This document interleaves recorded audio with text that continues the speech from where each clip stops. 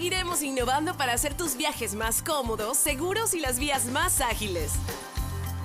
ATM en coordinación con la Alcaldía de Guayaquil.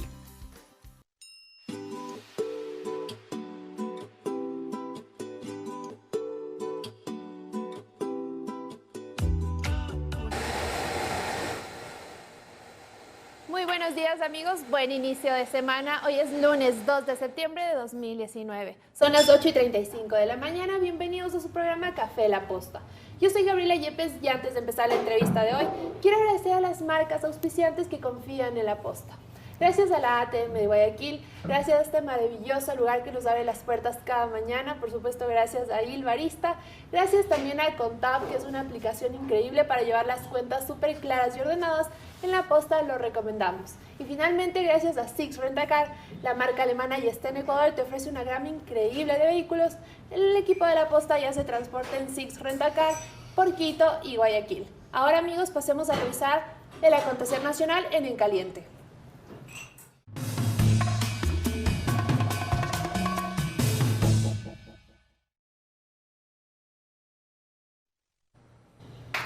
En Caliente, la mañana de este domingo en la Corte Nacional de Justicia, Laura Terán dio nuevas revelaciones sobre el caso Sobornos 2012-2016. Terán graficó un esquema para explicar cómo funcionaba esta estructura de aportes de empresas privadas a la campaña correísta. En este esquema, por supuesto, dibujó a la cabeza a Rafael Correa y a Jorge Glass. Por un lado también graficó cuáles eran las empresas aportantes y por el otro los beneficiarios, sí, los que recibían el billete, entre los cuales estaba Romy Vallejo, Viviana Bonilla, María de los Ángeles Duarte, Vinicio Alvarado y por supuesto Alexis Mera, entre otros también. Sí, si ustedes creían que toda esta estructura de pedir aportes o sobornos para las campañas era improvisada, no era así. Ellos se tenían pensado estratégicamente todo, ¿cuál magia? ¿Cuál mafia? Perdón, no magia. Ahora amigos, también en Caliente, hoy a las 10 de la mañana, Luis Edardo Vivanco irá a Fiscalía a rendir versión. ¿Por qué? Pues el director de la maternidad, Isidro Ayora, nos está denunciando penalmente a gran parte del equipo de La Posta. Esto por haber revelado las irregularidades y las condiciones insalubres en las que se encuentra esta casa de salud. Este señor quiere encarcelar al equipo de La Posta por haber revelado un secreto, es de lo que nos acusa, pero nosotros le decimos que en realidad estas irregularidades no deberían ser un secreto para el país. A las 10 de la mañana se conectarán parte del equipo de La Posta en vivo para darles más detalles, así que manténganse conectados. Ahora amigos, tengo como invitado al general Paco Moncayo para hablar de dos temas muy importantes e interesantes también. Por un lado hablaremos de la decisión de Lenín Moreno de colocar a militares en las calles para combatir la delincuencia. Y por otro lado analizaremos junto al general cuáles son las consecuencias para nuestro país tras el anuncio de las FARC de retomar la lucha armada. Ahora amigos, pasemos a las noticias en Caliente. Perdón, pasemos a la entrevista.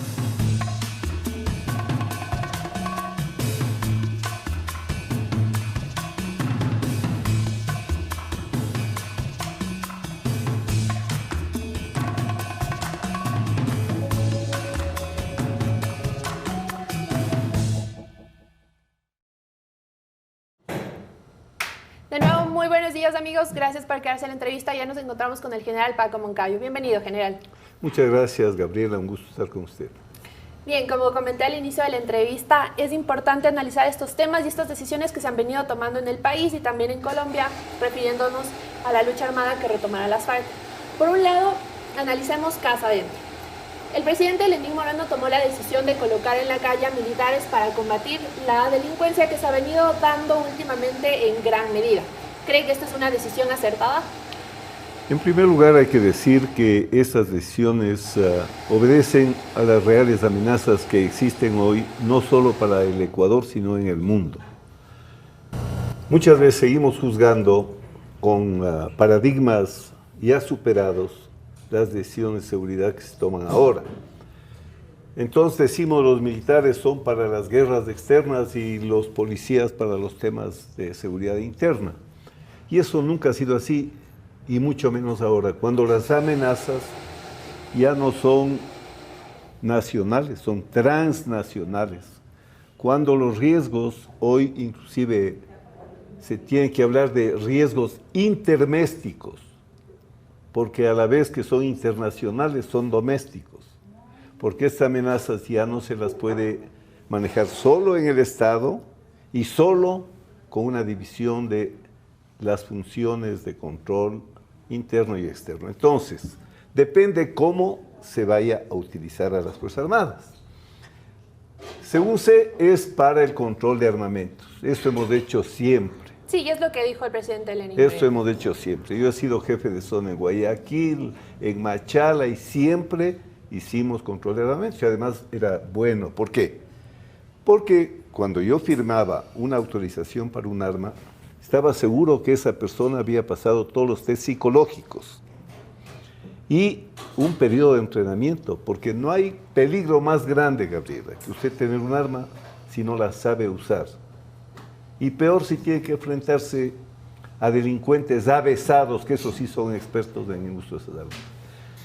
Hasta ahí está bien. Lo que no es concebible es que salgan militares a las calles con fusiles a dar seguridad, porque son más bien un factor de inseguridad. Supóngase que yo soy un soldado, que estoy con un fusil de guerra y le están asaltando a una señora. ¿Qué hago? ¿Voy a disparar? No voy a disparar. Entonces, los delincuentes avesados saben eso. La gente común puede decir, bueno, están los militares protegiéndonos, pero los delincuentes avesados saben que él no va a disparar y no van a tener ningún recelo de cometer el delito por mucho que estén en la calle los militares. Hay que darle a cada cual entonces la tarea que realmente puede hacer. Entonces los militares al salir a la calle para dar este apoyo a la policía específicamente y claramente no pueden usar armas. No, sería terrible que puedan hacerlo. Además, Gabriela, nosotros somos un país que tenemos que vivir del turismo. El rato que en Europa ven militares en las calles dicen, ahí hay guerra interna, y recomiendan, hoy mismo ya estamos en la lista negra, ¿no? Recién se acaba de publicar en Francia una lista en la que dice que no vengan al Ecuador porque es un país peligroso. Entonces, usted ve afuera militares en la calle y dice, o hay dictadura, o hay guerra interna, sería un daño terrible. Así es que hay que utilizar a los militares en todas las amenazas y riesgos que no tengan esta connotación con la población civil. Bien, pero entonces, a su parecer sería acertado, porque por un lado nos dice que es acertado porque es algo que se ha venido haciendo desde hace años, incluso se lo hace en otro país y específicamente es para el control de armas, pero también por otro lado afectaría, como usted ha dicho, uno de los sectores, el turismo. El rato que viesen, como ya se hizo, cuando yo era alcalde y siendo alcalde pedí, quiten a los militares de las calles, porque ese rato que ven con fusiles, disquemas de esquinas parados o patrullando, ¿quién va a querer venir a un país? Quiere decir que ya fracasó la seguridad de ese país para que hayan sacado a los militares, ¿no es cierto?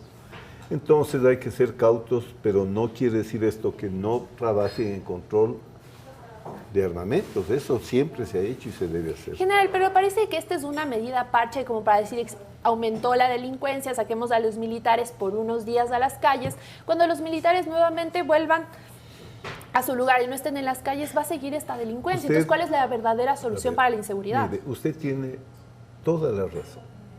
Lo que usted dice es, a mi juicio profesional, absolutamente cierto.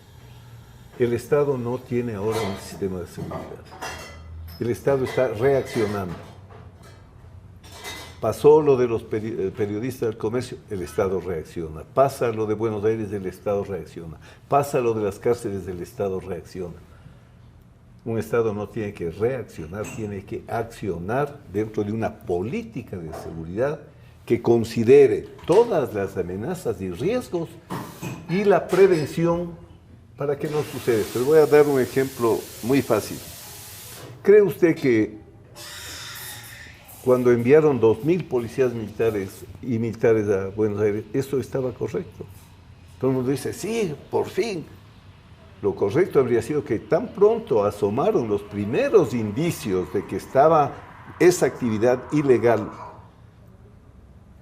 ese rato tenía que haberse evitado, ¿no es cierto? No dejar que ya destruyan el ambiente y de ahí para salir con toda la fuerza. ¿Le parece que el gobierno reacciona muy tarde ante estos hechos? Porque como usted ha dicho, si bien debe haber un plan de acción para que cuando ocurran estos hechos ellos accionen, pero es como una medida desesperada que toman cuando ya se les está yendo abajo el problema, ¿no? Mira, hay varios síntomas de que se reacciona.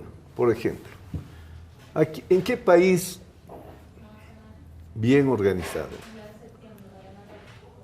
La ministra de Gobierno, la fiscal general de la Nación, la presidenta del Consejo de la Judicatura estarían firmando con una alcaldesa para dar seguridad a esa ciudad. Me imagino que las 230 y pico de ciudades deben tener ya por ley, no por firma de convenios, pues, procesos reglados, normados para que la seguridad funcione, ¿no es cierto? ¿Cree que esta firma de seguridad con Guayaquil fue realmente por una presión política que se dio en su momento? Puede ser, no puede ser, es un hecho evidente, ¿no? Yo siempre prefiero decir no lo que creo, sino lo que veo y relatar cómo está. En un país que tiene el sistema de seguridad bien organizado, eso no pasa. Ahora, ¿de dónde viene este problema? Este problema viene de la Constitución del 2008, en la que pusieron que era competencia exclusiva del gobierno central la seguridad.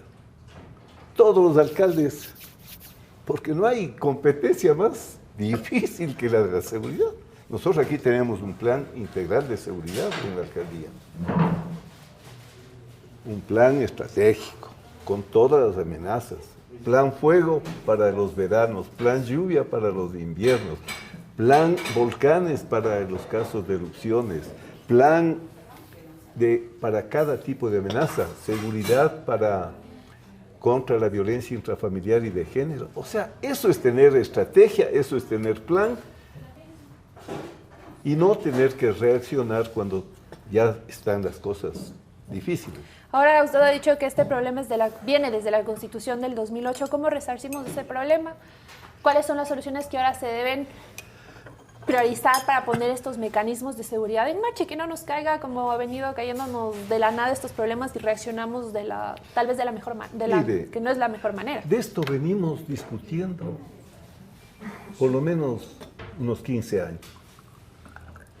Yo mismo presenté, cuando fui asambleísta, un proyecto de ley de seguridad ciudadana, en el que se dice qué hacen los prefectos, qué hacen los alcaldes, qué hacen cada uno de los que tienen responsabilidad en la seguridad. Hasta ahora no le han tramitado esa ley. Y cuando tramitaron una ley de seguridad ciudadana, ¿sabe qué era? Era la ley orgánica de la policía, que le cambiaron de nombre y le pusieron ley de seguridad ciudadana. Era la ley de personal de la policía, que le cambiaron de nombre y le pusieron ley de seguridad ciudadana, en varios tomos. Y felizmente no salió el tomo aquel, o el libro aquel en el que querían crear una guardia pretoriana personal para el presidente. Entonces, este es un tema en el que la Asamblea tiene una enorme responsabilidad. Aquí hace falta un buen código penal, pero vea, cambiamos a cada rato el código penal. ¿Qué nos está pasando? Nos hace falta una ley de veras de seguridad ciudadana, porque no sé si presiones o no presiones, pero no es normal que se tengan que estar firmando con los alcaldes convenios. Esto tiene que estar en la ley, claramente establecido, para que funcione una seguridad confiable y que la gente pueda vivir en paz. Totalmente, general, pero aquí surge una pregunta, ¿no? Cualquier esfuerzo que se pueda hacer para intensificar la lucha contra la delincuencia por parte de la policía, ya sea sacando militares a las calles, pero ¿qué pasa cuando estos delincuentes que son capturados por la policía pasan a la función judicial? Que hemos visto en estos últimos días varios escándalos porque hay operadores de la justicia que liberan a delincuentes cuando la policía incluso presenta pruebas de que ellos cometieron estos delitos. ¿Qué hacemos cuando se cumple en la parte de seguridad de la policía, pero falla en la función judicial? También la sociedad civil tiene que hacer cosas. Recuerdo yo que en un salón que era aparentemente normal habían estado con trata de personas y les capturaron y fueron a la fiscalía levantó cargos. Pues aquí se hizo una veeduría ciudadana y todo el tiempo estuvieron encima de estos jueces.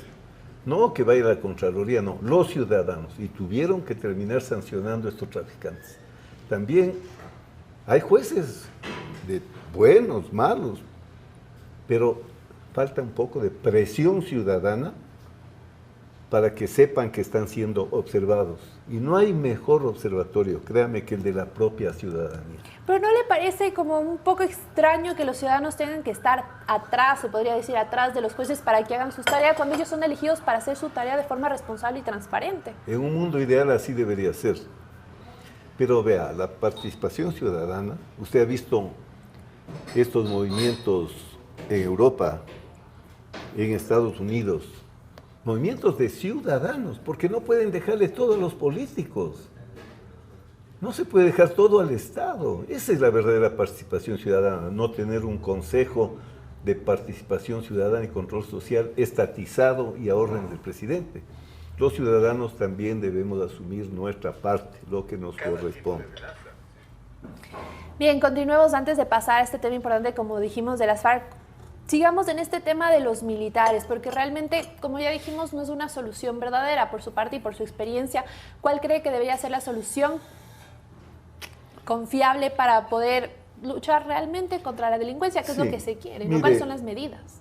Hay bibliotecas. Yo tengo en mi oficina una biblioteca sobre seguridad ciudadana.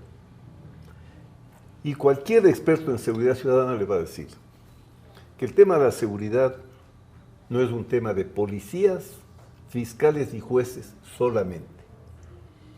El tema de la seguridad es un tema que implica a todos los niveles de gobierno, a todas las funciones del Estado y a la sociedad. Entonces, vuelvo a decir, no tenemos un concepto estratégico de seguridad, un plan estratégico de seguridad que atienda cada demanda con su especificidad. Entonces, vea usted lo que nos pasó en Manabí, en el terremoto. Todo el mundo corría por aquí, el gobernador corría por ahí, los ministros corrían. ¿Qué quiere decir eso? Que no hay un plan de seguridad ciudadana para enfrentar la amenaza sísmica, ¿no es cierto? Entonces, vuelvo a decir, se necesita una política nacional de seguridad, que me digan dónde está para estudiarla, no hay. Que me digan cuál es el concepto estratégico nacional en el tema de seguridad, no lo conozco. Antes hubo un sistema de seguridad que fue desmontado por el señor Correa con pretexto y falso de que había sido un sistema opresivo contra los sectores progresistas ordenado por el imperio. Mentira, nada de eso era cierto. Desarmaron ese sistema y no hay sistema. ¿Cuál era ese sistema que manejaba Correa y desarmó?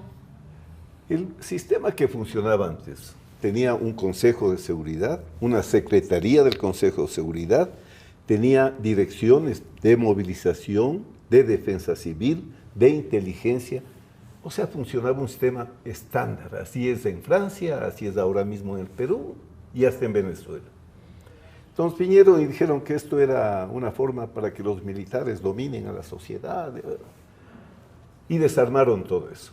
Cuando llegó Correa, se dio cuenta, pero que estaban desarmando algo y que se iban a quedar huérfanos. Y creó un ministro coordinador de seguridad, que coordine todos los temas de seguridad. Cuando se fue Correa, suprimieron ese ministerio, pero suprimieron el ministerio, pero no tenemos nada que reemplace de alguna manera, por lo menos, al Consejo de Seguridad y al sistema de seguridad que funcionaba. Ahí hay una deuda de la Asamblea, hay una deuda del Ejecutivo. Son temas en los que hay que ponerse a trabajar. Vuelvo a decirle, la seguridad no se improvisa, la seguridad no puede ser reactiva, y la seguridad es el deber primario y fundamental del Estado. Porque si no es capaz un Estado de darnos seguridad, ¿para qué sirve? Totalmente, usted ha dicho, este sistema de seguridad que teníamos en el Ecuador fue desarmado, actualmente no tenemos un plan o realmente los planes que se han dado frente a varios hechos, como de la frontera norte, como en Buenos Aires, han sido totalmente improvisados. Analicemos un poco cuál es la realidad actualmente. Ya hemos hablado, los militares salieron a la calle. Esto demuestra que realmente en el Ecuador hace falta policías, porque si incluso guías penitenciarios, hablamos de las cárceles, porque realmente existe inseguridad en las cárceles, la solución ha sido mandar militares. Existe problema en las calles, otra solución, igualmente, mandar a los militares a la calle. Realmente, ¿cuál es el verdadero problema aquí? Nos hacen falta guías penitenciarios y nos hacen falta policías. Mire, un Estado policíaco o militarizado quiere decir que no está funcionando bien. Porque si no, se va a ir todo el presupuesto, lo poco que tiene el Estado en más policías y más militares. Y está comprobado, y cualquier experto en esta materia le va a decir, la solución no va por tener más policías, más militares. La solución es ir a las causas estructurales de lo que está pasando para buscar soluciones preventivas. Por $1 que usted invierte en prevención, ahorra por lo menos $19 en represión. La forma más barata de dar seguridad es prevenir. Y la prevención es una tarea que implica educación, que implica un serio compromiso de los gobiernos locales. Mire, esta se llama prevención situacional. Hay que ver por qué se producen y dónde se producen los problemas, ¿no es cierto? Calles mal iluminadas, comercio descontrolado. Cuando nosotros comenzamos la gestión, ¿no? Habían 10.000 vendedores tomados las calles, no ambulantes, tomados con covachas.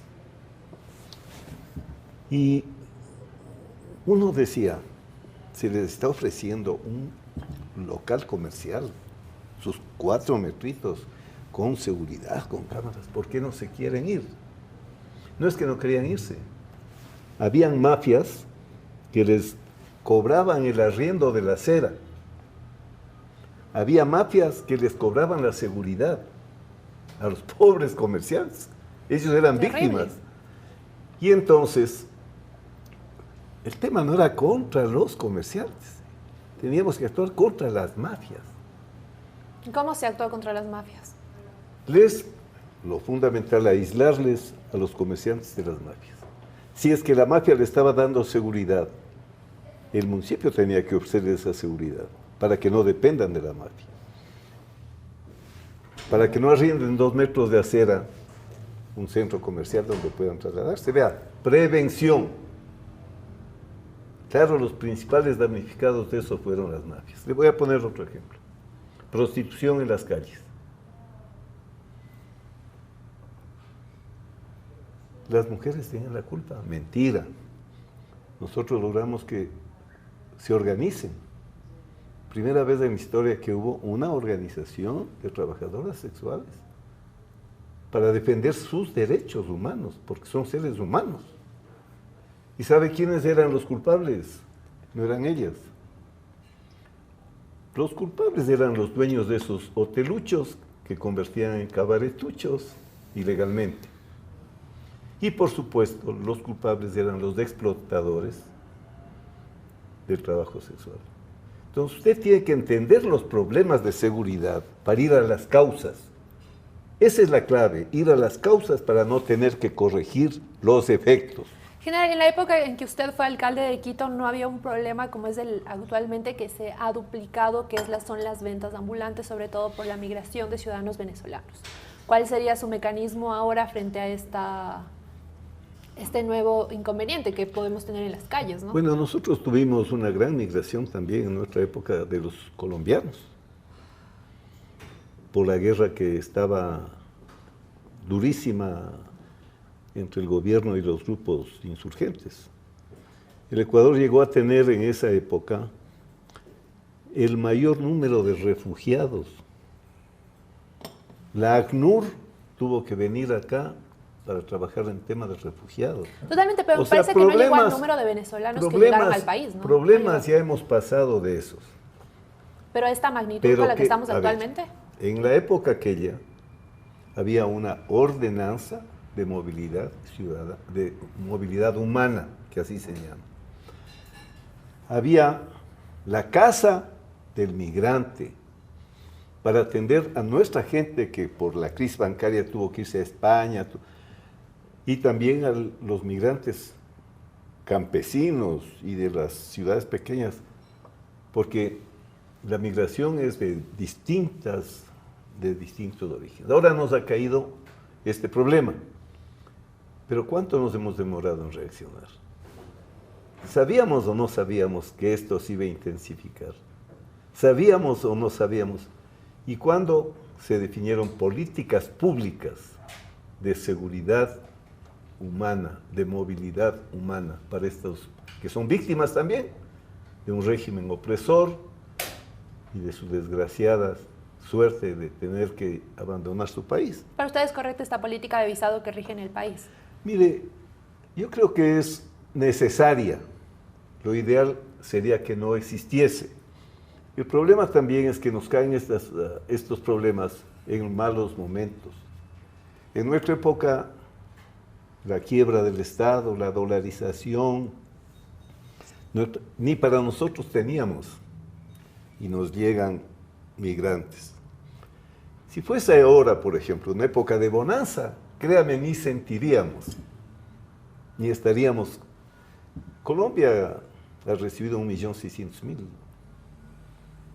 pero como es una economía que está creciendo, tiene mayor capacidad de absorber sin llegar a que sea otro problema adicional para un país como nuestro que está Claro, en y también son más situación. ciudadanos, ¿no? ¿Por qué no podemos compararnos con Colombia, que recibió alrededor de 1.300.000 ciudadanos venezolanos? Porque realmente nosotros somos un país mucho más chiquito, Claro, y la con muchas menos capacidad personas. nuestra de absorber es mucho más limitada, ¿no es cierto?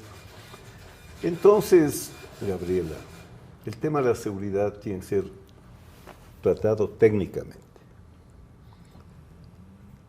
Nunca en un país serio el tema de la seguridad se utiliza para hacer politiquería. Porque lo más fácil es atacarle a un gobierno por la inseguridad, ¿no es cierto? Y usted no saca nada con eso. Se necesita propuestas, soluciones. Hay que hacer las cosas bien, no hay que equivocarse. No hay que hacer demagogia tampoco con la seguridad. Es un tema demasiado delicado. ¿Cree que eso está sucediendo en el gobierno de Lenín Moreno? No creo. Lo que puedo yo sentir es que hay desesperación. Porque al presidente Lenín Moreno le cae en el tema de los centros de rehabilitación, que así se llaman, ¿no? O se llamaban, hoy les pusieron otros nombres, todo, pero se llamaban centros de rehabilitación. ¿Qué terminan siendo? Centros de comando y control de los cárteles y las mafias, que le cuestan al Estado para que obren contra el Estado. ¿Se da cuenta lo que es eso? El Estado pagando para que funcione un centro de comando y control desde el que se mandan los operativos. El Estado pagando para centros de rehabilitación a los que llega un pobre infeliz que se robó un celular y sale, o sea, entra de conscripto y sale ya de general. Sale entrenado, capacitado y perfeccionado. Claro, esos realmente no son centros de rehabilitación. Rehabilitación, no hay nada Es al de revés, rehabilitación. es Totalmente. un centro de comando y control del delito y centros de universidades del delito. Por eso también hay que evitar el abuso de las prisiones preventivas. Hay que buscar otros mecanismos. ¿Cuáles serían esos mecanismos? Mire, existen ya estos mecanismos del el anillo, como se llame. El grillete. El grillete, ¿no? Existen otros mecanismos que permiten que esas personas tengan inclusive actividades positivas para la sociedad. En temas de forestación, reforestación, una vida más digna, cuando no son delitos graves, ¿no es cierto? O sea, necesitamos políticas, necesitamos leyes. El Código Penal ya le hemos cambiado tantas veces y ya está otra vez para reforma. Y hay aquí un peligro que vale la pena que los que nos escuchen sepan. Eso se llama el populismo penal. Los políticos hacen gala de que se duelen por el pueblo que está siendo atacado por los delincuentes y piden la pena de muerte, que suban los... Ni la pena de muerte ni la prisión perpetua han cambiado la situación de seguridad en ninguna parte. Pero la gente desesperada dice, por fin un líder que está pidiendo que maten a estos malditos. Claro.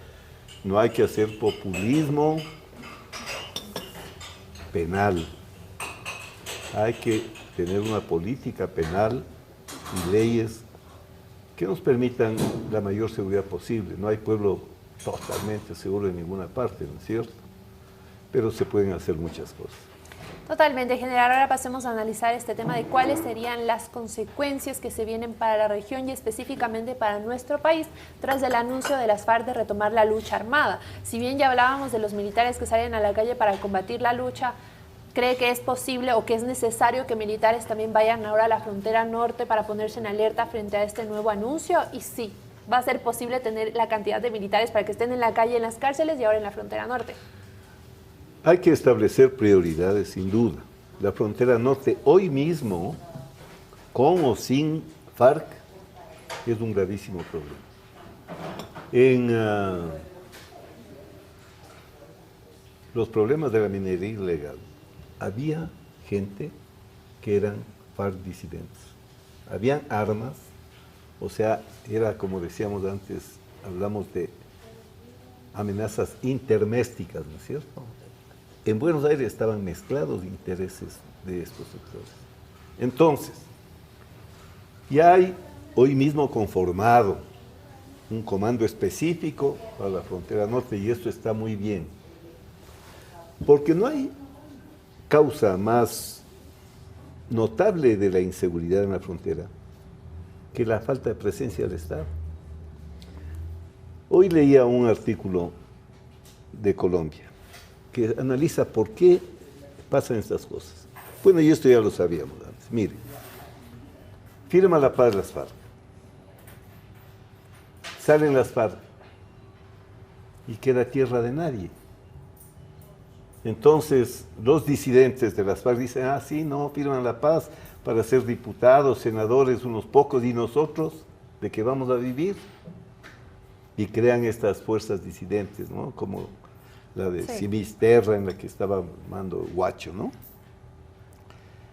Entonces, el vacío del Estado colombiano y el vacío de las FARC, que actuaban como un real gobierno, fue más peligroso que cuando habían las FARC.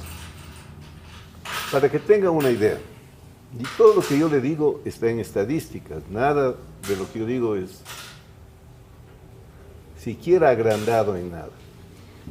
Sabe que en la frontera nuestra de Esmeraldas con Colombia, en el departamento de Nariño, se quintuplicó los sembríos de coca desde que se firmó la paz. O sea, el acuerdo de la paz tuvo consecuencias peores que las que había antes. Sí, o sea, digamos, que ahora ellos anuncien que retoman la lucha armada no realmente nos afecta porque ya se viene dando todos esos problemas. Vamos a mantener estos problemas, ya tenemos una fuerza que está operando ahí, una fuerza específica.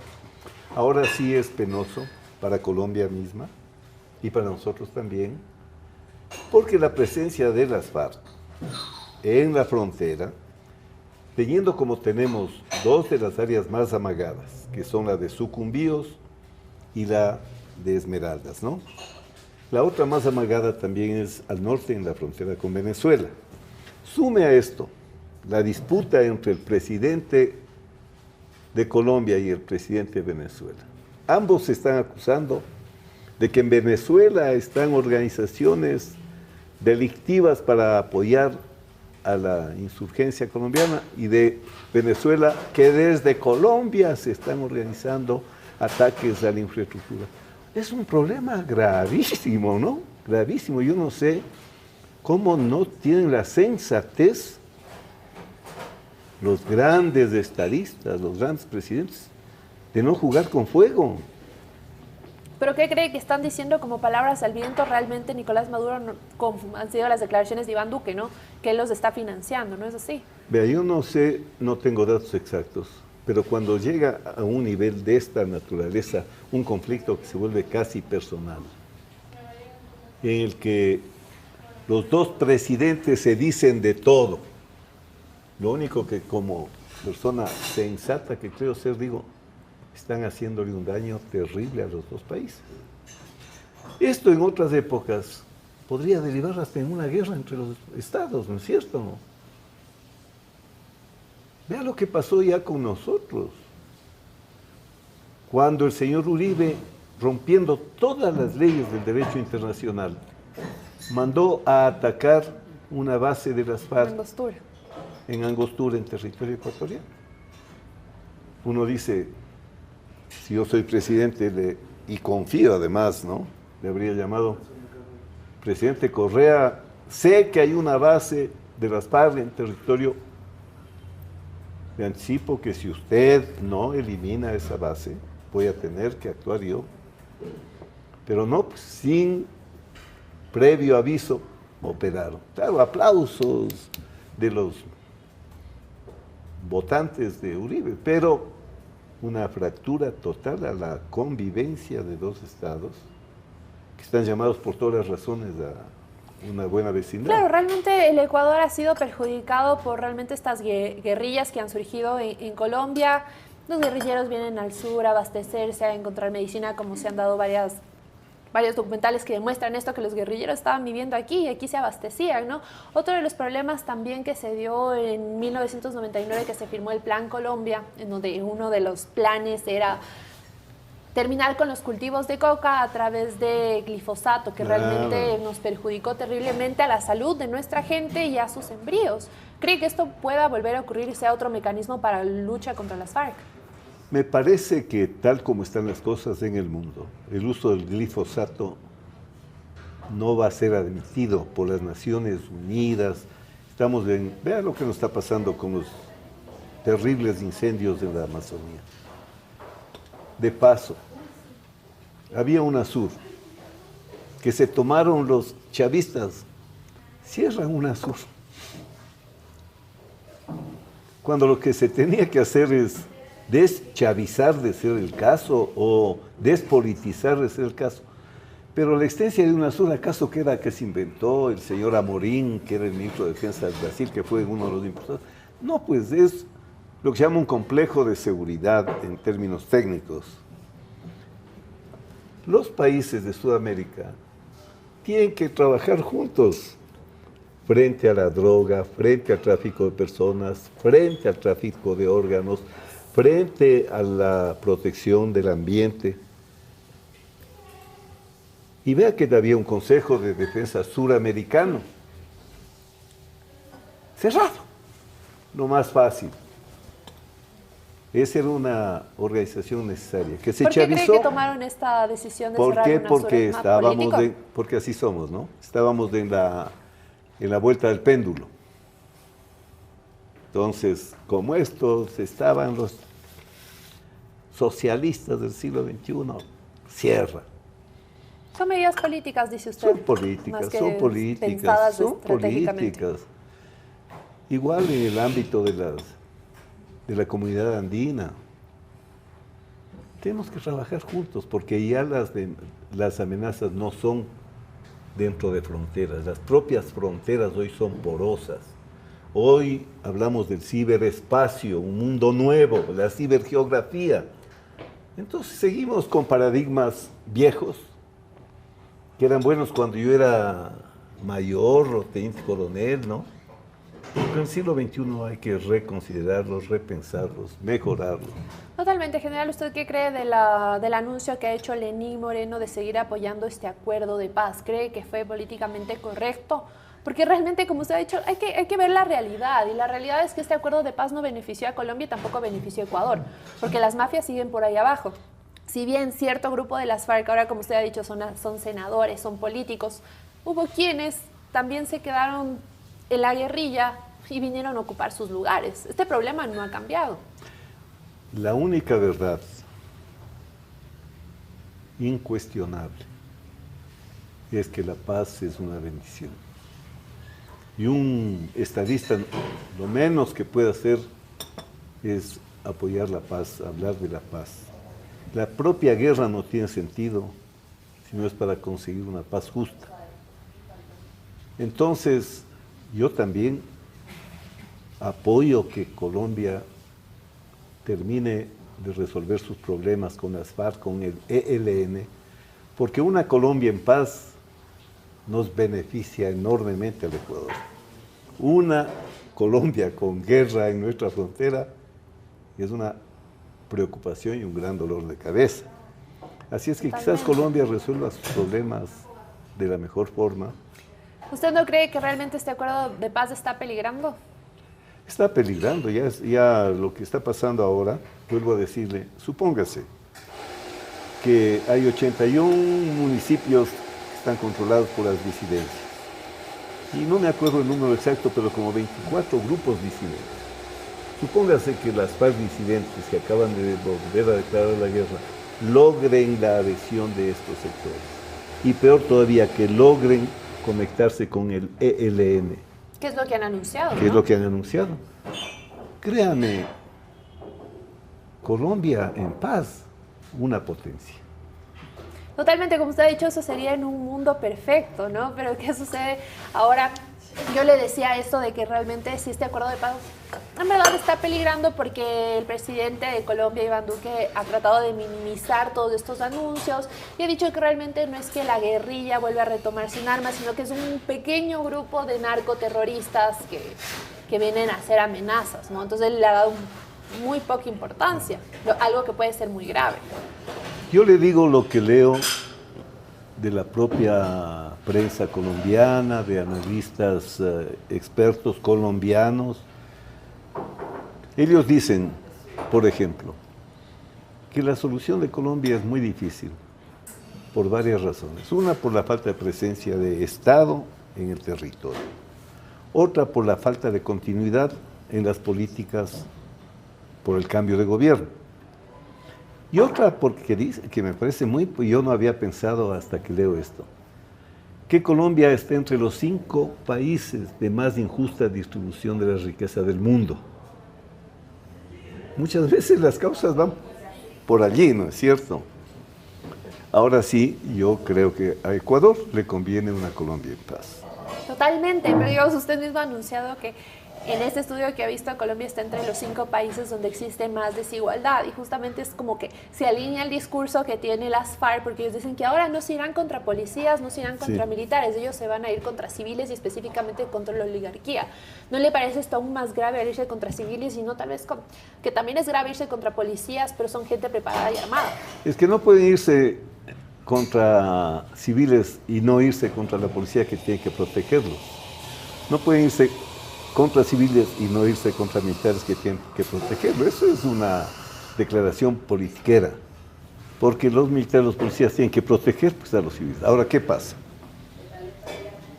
Que en Colombia hay también una extrema derecha furiosa, que matan líderes ambientales, líderes indígenas.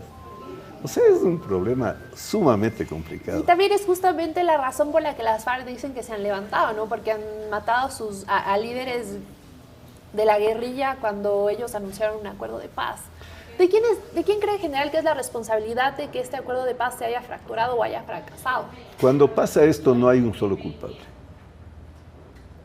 Hay culpables distintos. Yo creo que la culpa tienen las FARC, que la culpa tiene de alguna manera el gobierno. No se puede buscar a un solo culpable. Lo que le puedo decir es que esta es una vieja historia. Belisario Betancur comenzó en los años 80 a negociar la paz. Virgilio Barco, que le siguió negociando la paz.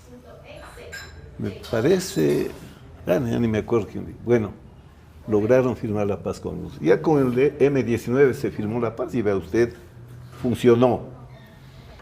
Pero hicieron un partido los que firmaron la paz, que se llamó Partido Popular. Les mataron a toditos.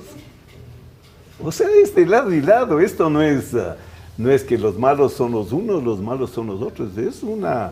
Son poderes. El Estado está en la mitad, de extremas derechas combativas y extremas, ahora ya ni izquierdas, pues no, porque el narcotráfico no puede tener ideología, claro, ni ser de partido alguno. Gente que se acostumbró a vivir de la violencia, ¿no? Y que no saben hacer otra cosa, y desde niñitos, porque los reclutaban de 12, 13 años. Ahora, general, a su parecer, ¿cómo se combate a una guerrilla? ¿Por qué en el Ecuador hemos sido un país de paz? Cuando tuvimos un grupo guerrillero en la época de León Febres Cordero. Un grupo que no tenía... No hay tanta comparación. Sí, claramente. Pero verá, Ecuador tuvo revolución liberal, Colombia no tuvo. Alfaro hizo una revolución liberal. Ecuador tuvo reforma agraria, el 63. Ecuador tuvo reforma laboral, tuvo código laboral el 38. Volvió a tener reforma agraria el 97. Esas son las causas. Y eso es prevenir, para no tener que lamentar. Entonces usted aquí ha visto que la violencia política aquí es de bajo nivel. Ve al Perú, cuando nosotros ni pensar en un sendero luminoso, ¿no? Tenemos que seguir siendo así como país, cosechando la paz desde la justicia, evitando la discriminación por color, por género, por posición social. Eso es prevenir.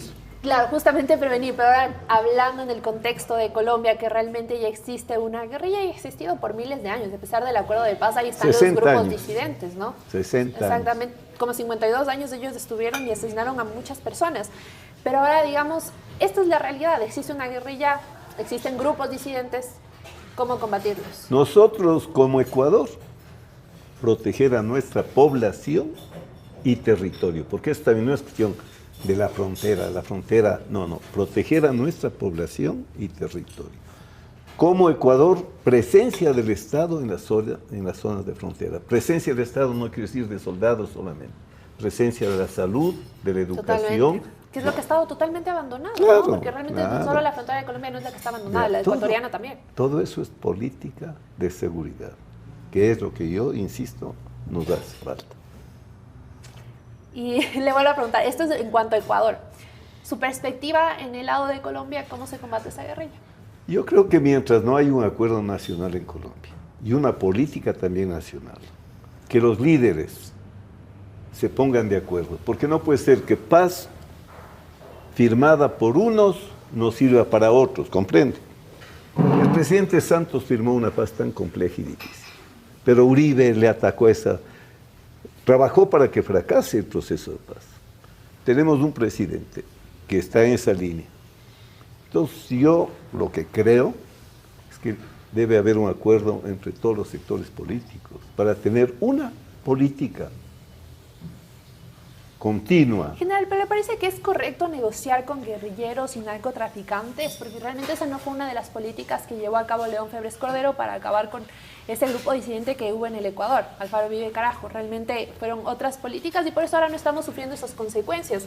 ¿Es correcto negociar con narcoterroristas, con guerrillas? En primer lugar, fue Rodrigo Borja, firmando la paz, el que acabó con la guerrilla. No fue Febres Cordero con la represión. Esa es la historia. Claro, pero fue digamos, Rodrigo no dejó Paz que vaya mayores, el que firmó la paz y se acabó el lío. Sí, es un dilema. Lo que usted me dice es un dilema. Yo soy un hombre serio. Cuesta pensar en tener que negociar con delincuentes, porque ya que las FARC revolucionarias, el rato que hicieron parte del negocio del narcotráfico, se acabaron esas FARC, ¿no es cierto? Totalmente. Difíciles, preguntas difíciles, con respuestas que hay que elaborarlas colectivamente. A su parecer tendría que haber un estudio entonces, un análisis. Sí, hay que tratar estas políticas muy en serio. Perfecto, eso ha sido todo, general. Muchas gracias por acompañarnos a a analizar estos temas tan importantes y muchas gracias a ustedes, amigos, por quedarse durante la entrevista. Realmente es importante dar la merecida importancia que tienen estos temas en nuestro país, porque realmente que las FARC retomen armas no solo afecta a los colombianos, afecta a toda la región y sobre todo a los ecuatorianos. Y aquí viene la responsabilidad del gobierno de tomar medidas de seguridad, no solo ahora sobre la delincuencia que existe en las calles, sino también en la frontera norte. Y no ahora porque las FARC lo tomaron en armas. Es una medida, un plan de seguridad que el gobierno debería tener totalmente, como ha dicho el general, también intervenir en educación y salud en la frontera norte, para no tener que lamentar luego y tomar medidas desesperadas como se han venido dando últimamente, de una medida desesperada, enviar un montón de militares cuando el problema ya está ahí. ¿Cuándo se puede prevenir? Eso ha sido todo, amigos. Que tengan un excelente día. Disfruten su inicio de semana. Mañana estaremos aquí con más de Café La Posta. Y finalmente voy a tomar una foto de mi factura, como lo sabemos hacer aquí. Y la subo a Contab, así la contabilidad de La Posta sigue súper ordenada. Eso ha sido todo, amigos. Que estén bien. Chao.